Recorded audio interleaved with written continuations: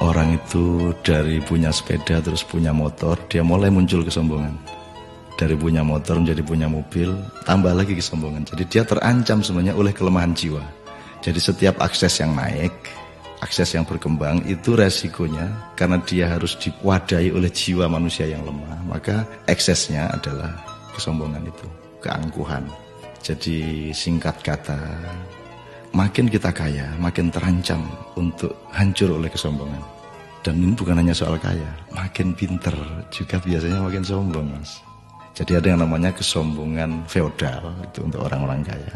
Ada kesombongan kuasa, itu orang tuh makin berkuasa, makin sombong, makin tidak tahu bagaimana berdiri sejajar dengan orang lain. Jadi kekuasaan menciptakan kesombongan, kekayaan menciptakan kesombongan. Dan saya ingin mengatakan poin yang sebenarnya bukan itu.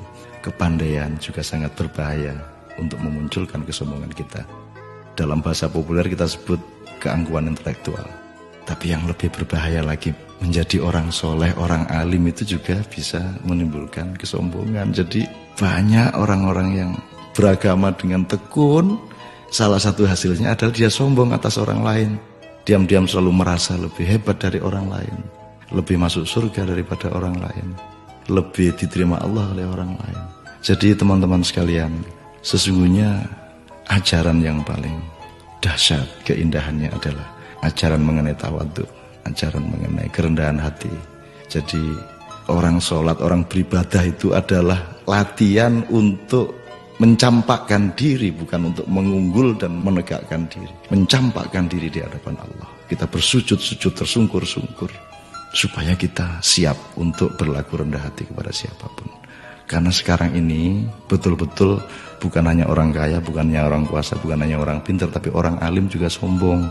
Itu namanya kesombongan, kesombongan orang alim. Jadi tidak lantas kita jangan jadi alim supaya tidak sombong, atau jangan tidak kaya supaya tidak sombong, tidak begitu. Tapi kayalah, tapi tidak usah sombong.